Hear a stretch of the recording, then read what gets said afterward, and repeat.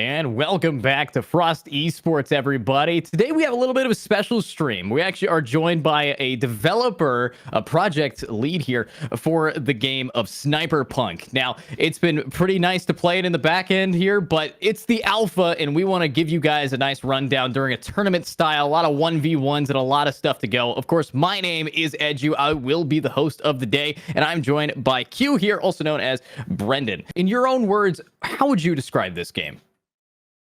Ooh, SNIPERPUNK is one word, chaotic. It is definitely a bullet hell. Bullets are flying all over the place. It is high octane and very competitive. It's taken a long time to get to this point in the game. So as a developer, how much longer would you expect it to go before, we see a release date? Ooh, so right now we're shooting for around a summer release date. Somewhere in the area of June.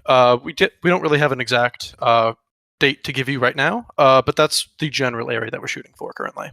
If you guys don't have any background on SNIPERPUNK, it is a character-based shooter with some extra stuff. Run down the player list and the character list and talk a little bit about what these characters offer in their unique specialty. Yeah, totally. So first off, kind of the face of the game interchangeably, we have Raypunk, or Eclipse. She's sort of coming from the Raypunk genre, which is very futuristic, very spacey, that kind of thing.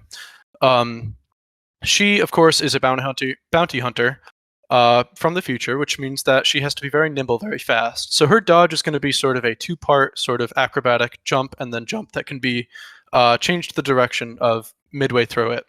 But her first ability is also a shot that scales with all of your bullet modifiers, and it also goes through walls as well. It's on there's two charges of it, so it has to rebuild over time. It can't just be spammed out, but it's really good for sort of chasing people down, but also kiting people as they go. Second, as you can see, we have Molotov Tommy, sort of from the Deco-Punk era of things. And he works with, you can probably guess it, a Molotov. It's a big area of effect fire that just deals damage ticks over times to players.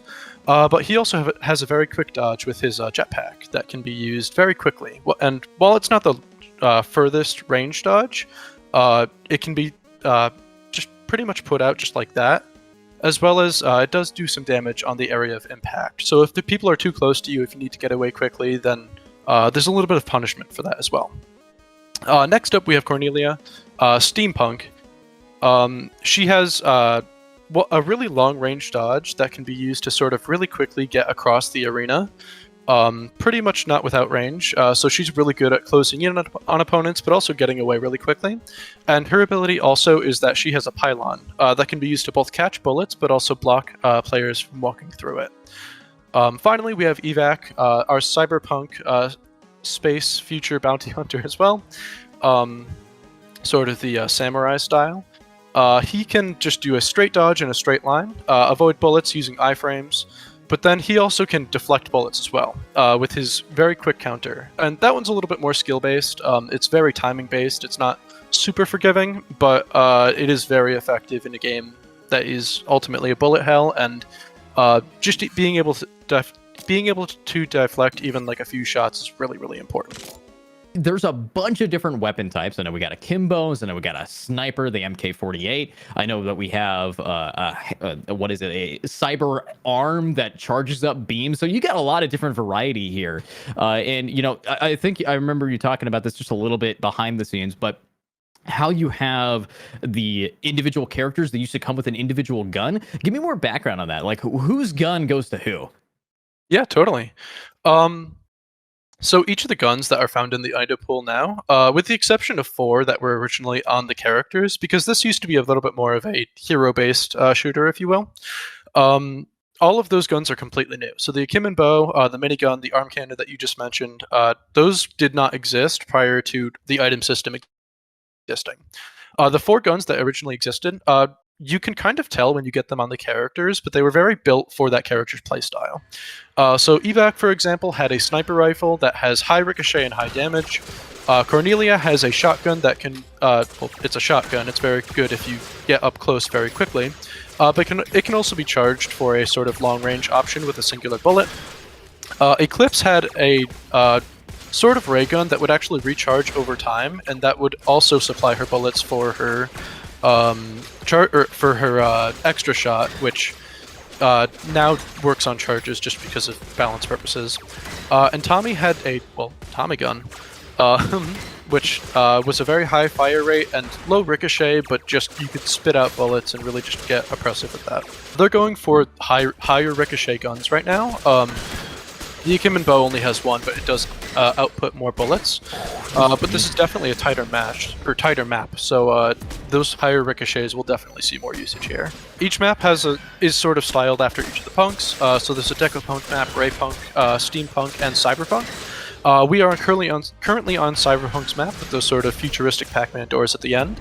Let's get into this actual 1v1 here. So far, it's of course a 1st-to-7 style game mode in a best-of-1 here. So looking at these guys, you can tell that the person playing Eclipse is eclipsing them over, just absolutely proving why this bow is just doing so much. But I gotta point out, Minigun Tommy, he's only been able to hurt himself so far. So what exactly is this player doing is my question. One of the best guns in the game is the crossbow that shoots bats that allow you to have lifesteal, because survivability in this game early on is pretty important, because you could take pit damage and then be able to build it back up. Honestly, I didn't expect the bow to be picked that much. I personally haven't seen a lot, but what a pick there. And I think that's the end. Actually sniped it down 7-0. This is Raypunk's map. This is sort of alien world where the little turtle grubs, or Eugenes as we call them, live. Okay. So what is since I was looking at this, so the purpose of the turtles, because they don't body block necessarily, because you immediately move them. So what would be the argument to have this kind of like map hazard or not map hazard, but map effect with the turtles? Yeah, totally. It's a really dynamic one. So it sort of moves around the map, and whereas with the other maps, it's sort of very static in the level geometry and just sort of like, you know exactly what the hazard is. Steampunk has the sort of rising and lowering floors with the buttons. Cyberpunk has those sort of Pac-Man doors. This is one that's like really random and sort of like just changes how you're going to approach the situation sort of from time to time. Additionally, they are actually resistant to fire. So for, I guess Tommy's Molotov, for instance, while you can throw it at them and they will take damage, they do take decreased amounts. So they don't sort of take that sort of alternate form of damage. They either need to be shot directly or sort of moved around and sort of worked around as well. If you guys don't know how to read this HUD here, if you see the bottom, you got the amount of damage that I believe the weapon initially does, then the amount of ricochets. And what is the 24 or the little arrow? Is that mobility speed? Yes, that is their current movement speed.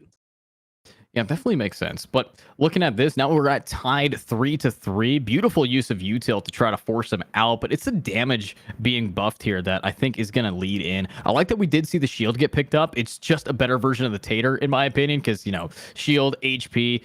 The only difference, though, is that you can't overheal. So if you have a crossbow, you can't heal back past that shield. So once it's gone, it's gone. Now it's danger zone.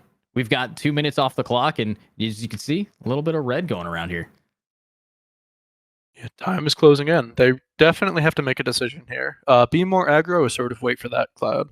There we go. That kind of zoning. Exactly what you need to do. But HP-wise, they're getting taken down. They can manage to tank maybe one more pelt, but it's going to be risky as it gets closer and closer. So how long does the danger take to get to the center? How much more time does the round last, guaranteed?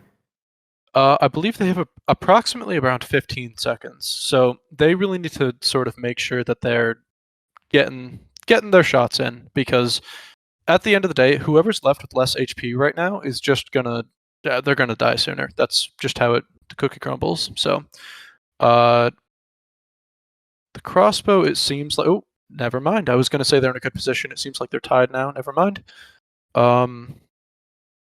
Yeah, That's crossbow crazy. needs to make sure that they can get that extra little HP. Akimbo, it's just about voting. As we know, with overtime, if you guys want to know, if it does get to 6-6, you have to win by 2 instead of 1st-7. So you have to go 6-8. Unfortunately, you cannot just win by 1. Wow, Ooh, down the wire here. Down the wire, 1 HP versus 3, but somehow still. Ooh, there right it is. around the corner. But you got a bomb, which if you shoot it, your projectile disappears, and a bomb goes in a straight line from it. Then you got a scatter, which just turns your shot into 3 shots of the same caliber. And then, of course, you have a time shot, which makes it so it slows it down, but increases its ricochet. And then you also have a just very fast shot, as well as a final one, which I think is just a size increaser. So it increases the hitbox. You got him. Something fun too is that these modifiers from the bubbles can actually stack with each other as well. You walk across, you're just going to take an extra bit of damage. The zoning that Cornelia Steele has definitely steals the show, in my opinion. And again, look at that damage. Being able to just read it. People, you're too you have to focus on not only the player's icon, but you also have to focus on how that rotation is going to see if you can cross past the pylon, which is just nuts. 10 seconds until the zone is going to close in on these guys. See if they're going to be able to hold their own.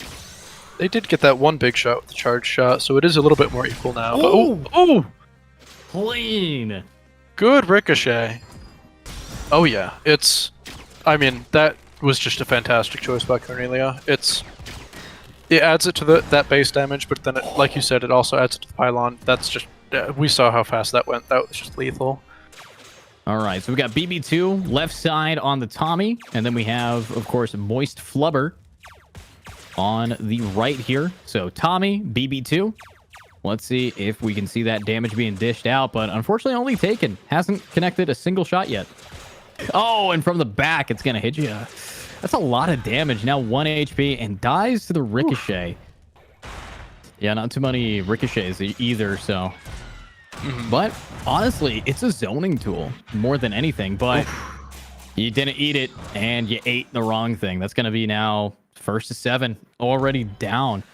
And welcome back, everybody. It's now finals here at Frost and here at the SNIPERPUNK Showdown, as we are going to be seeing 2 players who I would say are the best SNIPERPUNK players of all time, because the game is brand new. But welcome back, Brendan. We got some great stuff here for us. And of course, it's going to be Moist Flubber versus Caramel, who you said was using a trackpad. Am I crazy?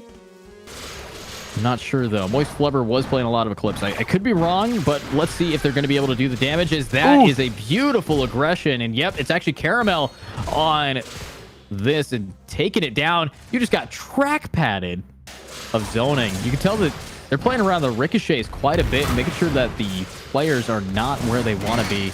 And look at that combo. That's what you want to be doing there. Definitely. You can tell why this is the runner-up. But, oh, clean ricochet. Not as hard as other open maps. Ooh, just hit himself. Luckily, whenever you do your own damage, it only hits you for 1, or this player would be, never mind, already dead anyways. Wow, Carmen. Ooh. Great zoning, great comboing the damage, and hopefully they can finish this off. This is pretty close. 3 to 4. Ooh, Moist Flubber's in a corner there. Oh, wow. Understandable, because a lot of them require you to be very still. Yeah. 12 damage. Oh my god, that is pretty scary. But the backfire is also online here, so we can see these orbs getting bigger and bigger. 14 damage from bouncing around. I mean, we're sitting at 19 versus 24 effective HP right now. Oh my, 18 in 1 shot. Oh my goodness. And it doesn't matter. 20! Oh. Wow. That's okay, glass cannon for you. If Carmen didn't pick up that tater, would have been 1 hit. Is the crazy thing. Wait, there's a turtle stuck in the pylon.